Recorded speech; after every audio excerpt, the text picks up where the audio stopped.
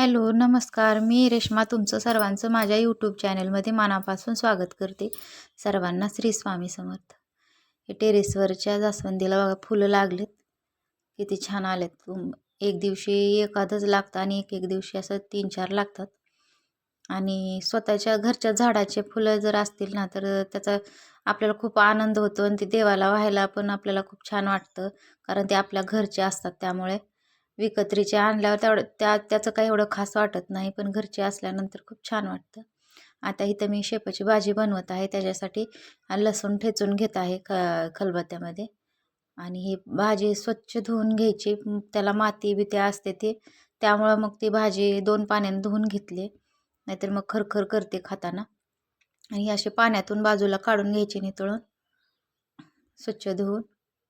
आणि कढईत तेल टाकून आपण ती फोडणी द्यायची.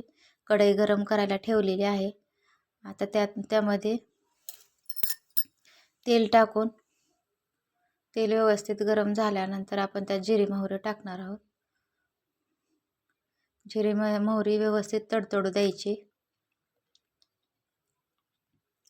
आणि ती व्यवस्थित तडतडल्यानंतर लसूण टाकणार आहोत ठेचून घेतलेला. आणि लसूण व्यवस्थित परतून घ्यायचा. मी ही लाल चटणीची करत आहे, पण ही जर हिरव्या मिरचीची जर आपण केली ना तर खूप छान लागते शेपूची भाजी. आता मी ह्यात हळद आणि लाल चटणी टाकलेली आहे. जरा सकाळी गडबड असल्यावर मग मिरची कांडायचा कंटाळा आला की असं काहीतरी झटपट करावं लागतं. आणि ती व्यवस्थित परतून घ्यायची.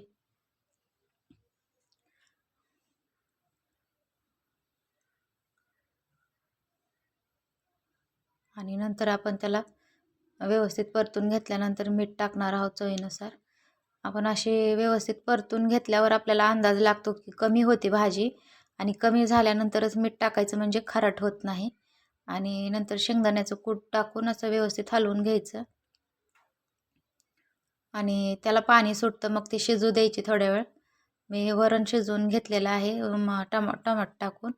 आणि ते व्यवस्थित मॅश करून घेते.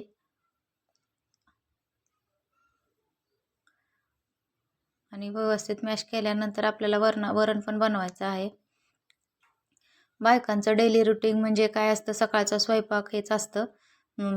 पण त्या स्वयंपाकाशिवाय आणि सकाळच्या कामाशिवाय डेली रुटीन चालूच होत नाही. म्हणजे दिवसाची सुरुवात बायकांची ह्या कामापासूनच होते.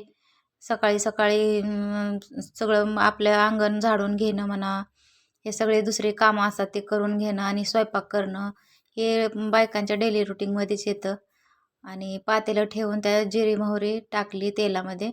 आणि ती व्यवस्थित तडतडल्यानंतर लसूण आणि कढीपत्ता टाकून घेतला. सिंपल असं वरण करते मी. आणि त्यात जरा थोडंसं कोथिंबिरीचं मीठ पण म्हणजे लसूण आणि कोथिंबिरीचं ते वाटण असतं ते टाकून घेतलं. ते व्यवस्थित परतून घेतलं. ते व्यवस्थित परतल्यानंतर आपण त्यात चटणी टाकणार आहोत. प्रत्येकाची अशी थोडीशी वेगळी वेगळी पद्धत असते स्वयंपाक करण्याची. आणि हे लाल चटणी टाकून घेतली. ते व्यवस्थित परतून घेतलं. थोडासा सांबार मसाला टाकला. मुलांना सांबार मसाला टाकून केलेलंच वरण जास्त आवडतं.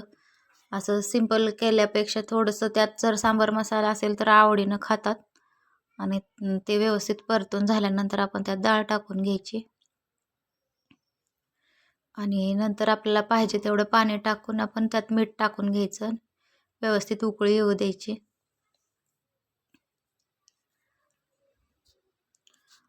अशा पद्धतीनं वरण बनवते मी. आता सकाळचं रुटीन आहे हे. सकाळच्या चपात्या चालू आहेत बघा. पहिला छोटा निवद हे गाईसाठी असतो. आणि गाईचा निवद आधी लाटून भाजून घेतला की नंतर मी चपात्या करते बाकीच्या. सुरुवातीला गाईसाठी करून घेतला.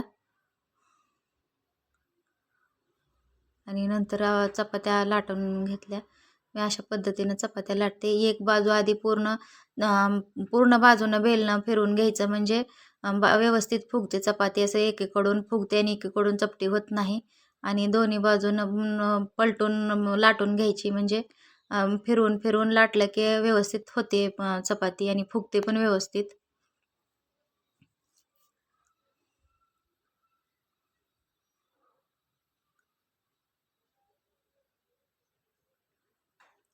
साधं सिंपल असं सकाळचं रुटीन असतं, पण बायकांना तेच महत्त्वाचं असतं सकाळी.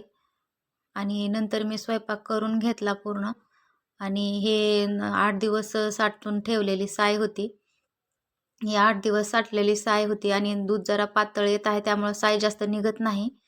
आणि ती निघालेली सायच मी आता त्याचं लोणी बनवत आहे. एक दिवस मी हे बाहेर काढून ठेवलं होतं, नंतर फ्रीजमध्ये ठेवलं होतं. आता फ्रीजमधून काढून हे हलवून घेत आहे, पण जरा थंडीचे थोडे आणखीन थंडी आहे, त्यामुळे त्याच्यावर लवकर लोणी येत नव्हतं. त्यामुळे मी पाणी गरम करून त्यात थोडं ओतलं बघा, लगेच आता कसं लोणी येतंय त्याच्यावर. आणि असं कडक फेस जर आला ना आपल्या साईवर आणि लवकर लोणी निघत नसेल, तर असं थोडंसं कडक पाणी टाकून घ्यायचं आणि नंतर आपण लोणी काढायचं. बघा आता लोणी निघायला सुरुवात झाली, कसं छान लोणी निघाले. आणखीन थोडं हलवलं की ते पूर्ण घट्ट होतं. आणि आता पूर्ण त्याच्यातलं पाणी आपण ताक बाजूला काढून घ्यायचं आणि 2-3 पाण्याने व्यवस्थित ते लोणी धुवून घ्यायचं, म्हणजे त्याला आंबटपणा राहत नाही. आणि तूप पण खूप छान होतं, तुपाचा पण वास येत नाही व्यवस्थित धुतल्यानंतर. हे 2-3 पाण्यानं धुवून घेतलेलं आहे मी. त्यातलं पूर्ण पाणी नितळू दिले आणि पूर्ण पाणी नितळल्यानंतरच ते मी ठेवलेलं आहे गॅसवर पातेलं. आणि आता ते बघा कसं फुगायला लागले. हे थोडंसं असं वरी आल्यानंतर मी थोडंसं त्याला चमच्याने मिसळून घेतलं, नाहीतर बाहेर जाण्याची शक्यता असते. आणि व्यवस्थित असं मिसळून घेतल्यानंतर मी ह्याला बारीक गॅसवर शिजत म्हणजे बारीक गॅसवर ठेवलं तसंच पूर्ण कडेपर्यंत. आपल्याला व्यवस्थित त्याच्याकडे लक्ष द्यावं लागतं, नाहीतर मग ते जास्त जरी करपलं ना तरी चांगलं लागत नाही, त्याचा उपयोग होत नाही. आणि कमी जरी राहिलं ना तरी आपल्याला ते खायला तेवढं चवदार लागत नाही. थोडंसं पाणी टाकून बघितलं ते कडलंय का नाही. आता व्यवस्थित कढल्यानंतर त्यात मी 2 तुळशीची पानं, 2 लवंगा आणि 1 खायचं पान टाकत आहे. त्यामुळे तुपाला खूप छान चव येते आणि तूप दाणेदार बनतं. बघा आता हे कडलंय व्यवस्थित, छान झालंय. आणि जास्त पण कच्चं नाही आणि जास्त पण असं हे झालं पुढं गेलेलं नाही, करपलेलं नाही. व्यवस्थित असं तूप बनलंय. हे पाहू शकता तुम्ही किती छान तूप बनलंय हे. आणि ह्याचा खमंग वास सगळीकडे दरवळतो. आता हे रवाळ रवाळ झाले बघा, चमच्यानं मी चेक केलं तर कसं रवाळ झालंय हे. आता हे थंड पूर्ण होऊ दिलं, थोडंसं नंतर गरम करून घेतलं आणि एका ह्याच्यात डब्यात काढून घेतलं.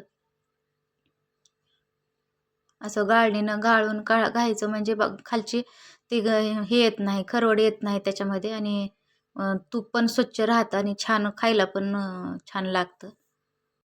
व्हिडिओ आवडला असेल तर लाईक, शेअर, सबस्क्राईब करा. सर्वांचे धन्यवाद.